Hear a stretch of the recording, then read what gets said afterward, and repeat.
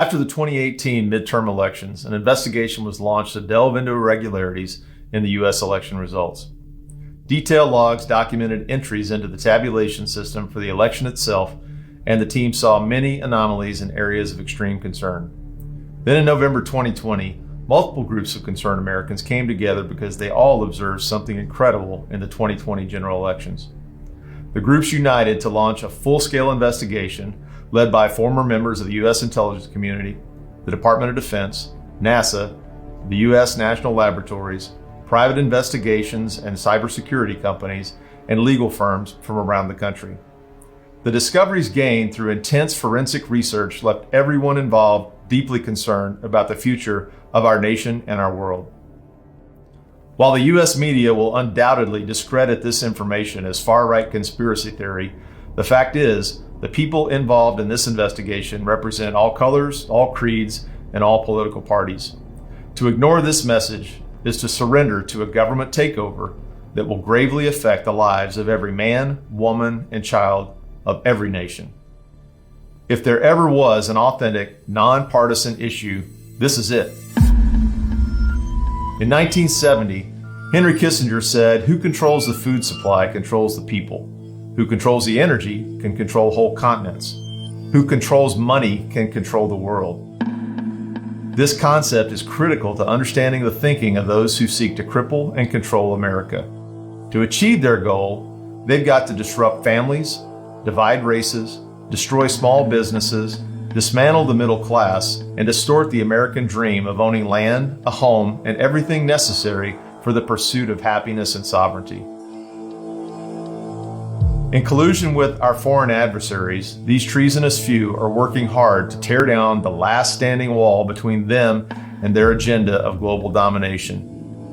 That wall is you, the American people. By focusing on specific election system vulnerabilities, our investigation confirmed that the entire U.S. election system is under the total control of private equity firms and foreign money.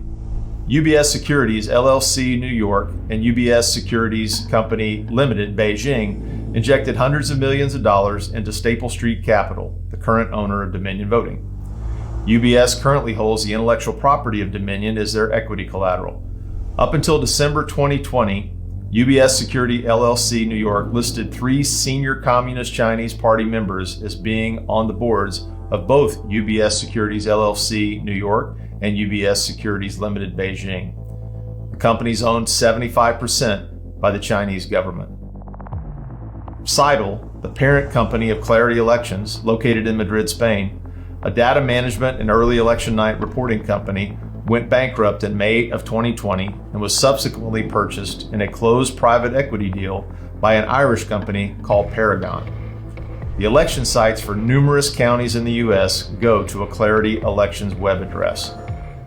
The counties don't own or control their voting data, and the positions of president, secretary, treasurer, and CEO are all occupied by one man, Jonathan Brill. Brill also happens to be a part of Seidel's senior management team and has run campaigns for Democratic Party candidates. Our investigation also revealed that contrary to the current political narrative, the election systems and their equipment were connected to the internet, making them infinitely hackable. Voting machines themselves are not connected to the internet. No voting machines are connected to the internet. The devices are not connected to the internet. They do not connect to the internet. Those things are not connected to the internet. The Department of Homeland Security says the 2020 election was the most secure in American history. The 2020 election was the most secure in U.S. history. That's what they say now, but just a short while ago, the political narrative was very different. In 2018, electronic voting machines in Georgia and Texas deleted votes for certain candidates or switched votes from one candidate to another. We brought in folks who, before our eyes, hacked election machines. Workers were able to easily hack into an electronic voting machine. It was possible to switch votes. Even hackers with limited prior knowledge, tools, and resources are able to breach voting machines in a matter of minutes. Remote access software, which would make a machine like that, a magnet for fraudsters and hackers. Unfortunately, Dominion has recently been thrust into the national spotlight as part of a dangerous and reckless disinformation campaign aimed at sowing doubt and confusion over the 2020 presidential election. First, There were no switched or deleted votes involving Dominion machines. Dominion is not and has never been a front for communists. The company also does not have any ties to China whatsoever, including investment or source code transfer. Let me be clear. Voting systems are, by design, meant to be used as closed systems that are not networked, meaning they are not connected to the internet. Sounds like some of these machines are showing the tabulators can and are connected to the internet. Throughout, you're going to, particularly where a vote is cast on election day, those machines tend to and should not be connected to the internet, certainly as a best practice. But some have the capability, don't they? Some may have modems that are typically disabled, but in certain states, I believe in Wisconsin, some are temporarily activated to transmit some counts. But those tabulators are connected on election day because that's how they transmit the data to the counties and also into the unofficial. In some cases, yes, sir. Yeah, that's right. Okay. Yeah. Through forensic analysis of election management system computers in Antrim County, Michigan, affidavits from numerous election officials in Georgia, as well as the operator's manual for Dominion's Democracy Suite 5.5, our teams have gathered indisputable evidence that the entire system can indeed be connected, hacked, and manipulated. And in fact, it was. Here's what triggered this investigation back in 2018. This is the Allied Security Operations Group primary finding in the 2018 governor's race, where a direct flip of 560 votes was made from Matt Bevin to Andy Beshear. So that was exactly 560 votes was deducted from Matt Bevin. 560 votes were added to Andy Beshear. This race was decided by a little over 5,000 votes. So this one switch represented about 25% of the margin of the vote. Andy Beshear is declaring victory because he is the leading candidate over a Republican incumbent governor in a state Matt Bevin won by 10 points 4 years ago and a state Donald Trump won by a ton.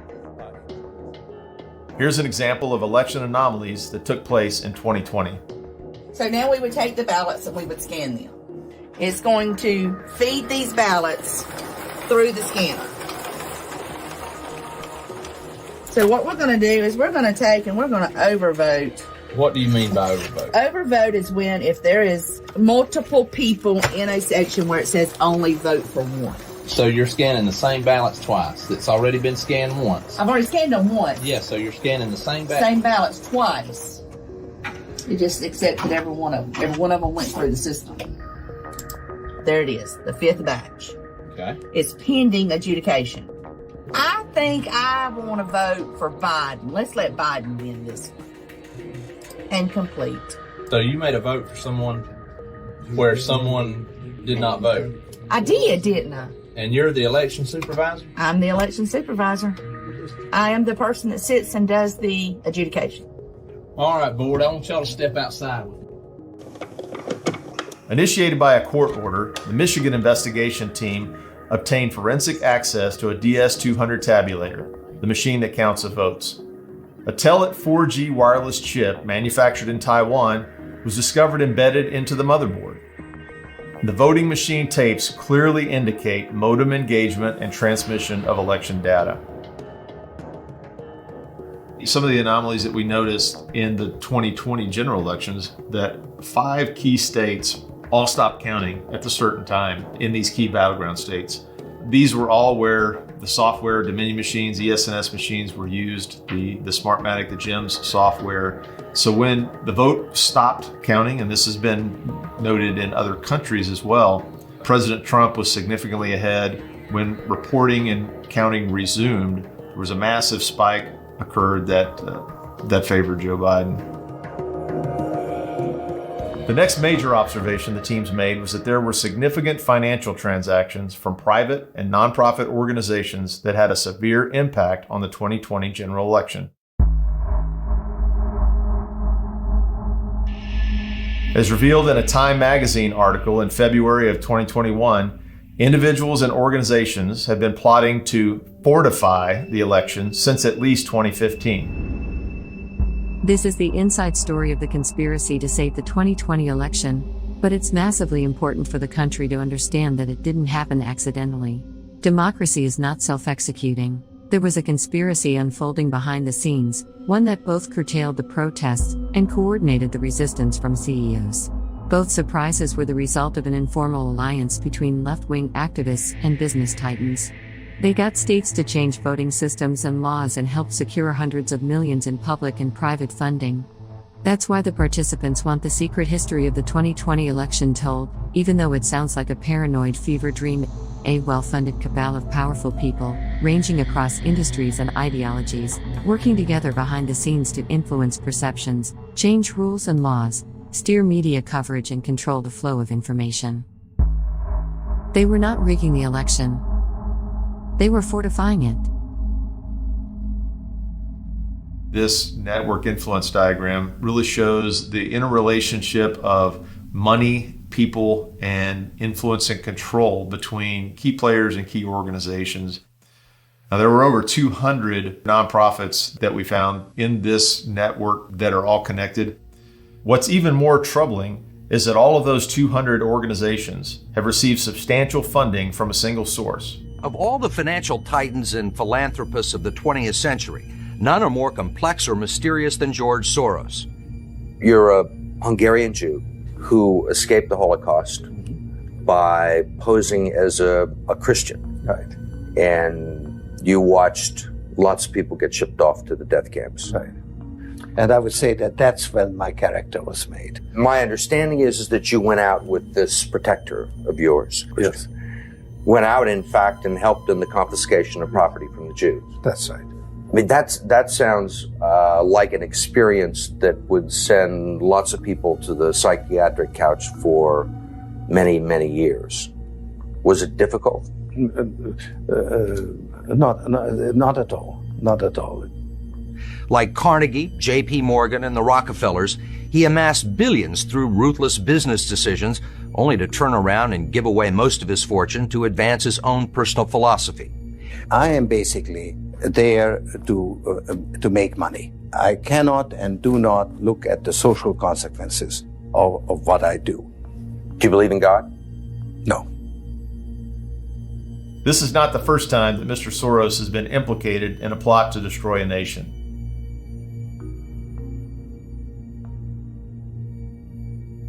Currently doing to America.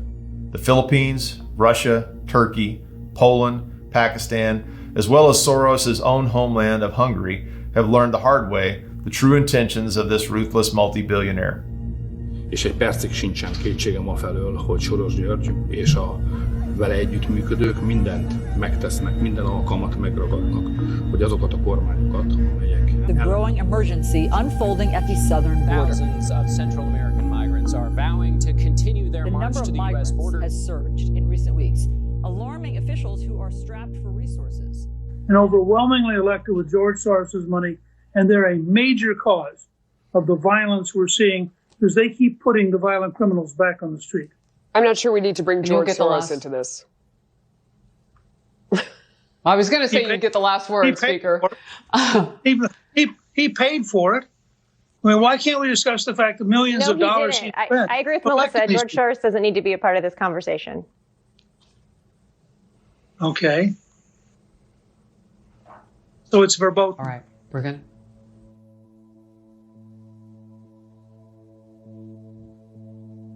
Okay, we're going to move on. It was in 2006 when Soros said the main obstacle to a stable and just world is the United States. Translated into truth, that sentence would read, the main obstacle to destabilizing the world is the United States. While Soros is often accused of unfounded conspiracies, that should not detour from the heinous crimes against humanity that he's actually guilty of. Many of those crimes he keeps hidden in plain sight. According to a white paper called U.S. Programs 2015 to 2018 Strategy, Soros' Open Societies Foundation began funding radical operations in Arizona and Georgia in 2015 with the goal of subverting the 2020 presidential elections. Through massive campaign contributions and nonprofit funding, Soros owns and controls countless public officials, university professors, teachers' unions, mayors, district attorneys, judges, congressmen, senators, secretaries of state, sheriffs, governors, and electronic voting machine companies around the world. In 2010, George Soros shocked even his most devout loyalists when he declared that China has a better functioning government than the United States. While the Chinese people should be considered friends and allies, the Chinese Communist Party is anything but.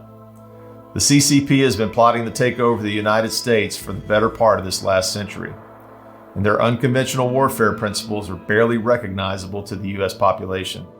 America's top intelligence official even went so far as to say, and I quote, "If I could communicate one thing to the American people from this unique vantage point, it is that the People's Republic of China poses the greatest threat to democracy and freedom worldwide since World War II."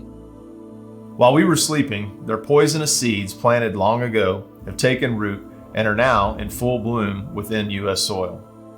The Chinese government and their operatives are buying up the United States at an alarming rate. Through cover organizations and individuals, they're purchasing American farms and businesses in mass volume. In addition, the CCP has co-opted the U.S. entertainment industry. Chinese firms own several major U.S. entertainment companies and control more than 8,000 American theater screens. Hollywood movie scripts are often reviewed and censored if they pose any threat to the image of the Chinese Communist Party. And many professional sports teams and players are controlled in great part by the CCP. The pandemic sped up a trend that was already years in the making, and it's brought about another change: the Chinese government's growing influence over the content of these films. That has people worried, including members of Congress, as they point to a growing list of examples of Hollywood seemingly bending to China's will. Now, here's a case in point. If you're a Hollywood actor, whatever you do, don't call Taiwan a country. Here's WWE star John Cena apologizing for doing just that. 我很抱歉对我的错误，对不起，我很抱歉。你必须了解，我很爱、很尊重中国跟中国人。 And that's the fear now, because you're now making movies for 16-year-olds and China. And that's it. LeBron James taking on Houston Rockets general manager Daryl Morey, whose tweet supporting protests in Hong Kong set off a firestorm between the country and the league. China announcing this morning they're pulling NBA games from their airwaves. I don't want to get into a feud with Daryl, but I believe he wasn't educated on the situation at hand. Just be careful what we tweet and we say. Why would the NBA take $500 million plus from a country that is engaging in ethnic cleansing? They are a customer of ours, and guess what, Megan? I'm okay with doing business with China. One of the stark realities of this past year is the clear and present threat that China represents to the United States of America and to the daily lives of Americans. And it's not just about exporting a pandemic. China has also potentially compromised Joe Biden's family. Joe Biden, while he was vice president, took billions of dollars in bribes from the Chinese government in the form of payments to his son Hunter's businesses. In exchange, Biden was soft on Chinese military and economic aggression. This is the reason why I've held the view for so many years and continue to hold the view that a rising China is a positive development. They're not bad folks, but guess what? They're not a competition for us. Yeah, I think that the biggest competitor is China. Joe Biden had a bit to say today, suggesting that China wants to own America by 2035. They literally have a stated goal of toppling America as the world superpower. How on earth could Joe Biden, with a straight face, negotiate with a government who's put billions of dollars into his family's businesses? And finally, new rule, you're not going to win the battle for the 21st century if you are a silly people. And Americans are a silly people. Half the country is having a never-ending woke competition deciding whether Mr. Potato Head has a dick. Don't tickle me. We are a silly people. Do you know who doesn't care that there's a stereotype of a Chinese man in a Dr. Seuss book? China. You think China's doing that? Letting political correctness get in the way of nurturing their best and brightest? You think Chinese colleges are offering courses in the philosophy of Star Trek, the sociology of Seinfeld, and surviving the coming zombie apocalypse? Those are real. And so is China, and they are eating our lunch. China is going to eat our lunch? Come on, man. Last night, I was on the phone for 2 straight hours with Xi Jinping. And, we don't get moving, they're gonna eat our lunch. When he called to congratulate him, we had a 2-hour discussion. He's deadly earnest about becoming the most significant, consequential nation in the world. China is currently making big moves to gain control of U.S. port facility operations and already controls the Panama Canal. They're building 5G networks throughout Europe and the West, which can be used to feed personal information and sensitive data directly to the Chinese Communist Party. The Chinese government uses commercial software and apps to spy on U.S. citizens and extract their private information. The CCP doesn't ask them for information. They don't need to. They have access to the information. There seems to be a great disconnect. I mean, the American people, at least the kids who are on TikTok, have no concern about what we're talking about here. Their ignorance of the threat does nothing to diminish it. It's estimated that at least 80% of American adults have had their private information harvested by China. Big Pharma has exported the vast majority of their production to China. Currently, 97% of antibiotics in the U.S. come from China. 30% of personal protective equipment, such as face masks, come from China. 80% of U.S. imports of rare earth minerals come from China, which are vital for smartphones, electric cars, defense, and other technologies. In 2017, the U.S. produced 0 rare earth minerals. China, on the other hand, accounted for more than 80% of the world's supply. In lockstep with the Mexican drug cartels, 97% of fentanyl, one of the most addictive and deadly drugs, is smuggled into the U.S. from China. People's Liberation Army hackers are executing unconstrained penetration, surveillance, theft, and offensive cyber attacks on U.S. businesses, critical infrastructure, intelligence apparatus, and yes, even the U.S. election system. To ignore this message is to surrender to a government takeover that will gravely affect the lives of every man, woman, and child of every class, culture, and nation. Our goal is to reach and revive the heart of humanity while there's still time. This is your wake-up call. We have put together, I think, the most extensive and inclusive voter fraud organization in the history of American politics.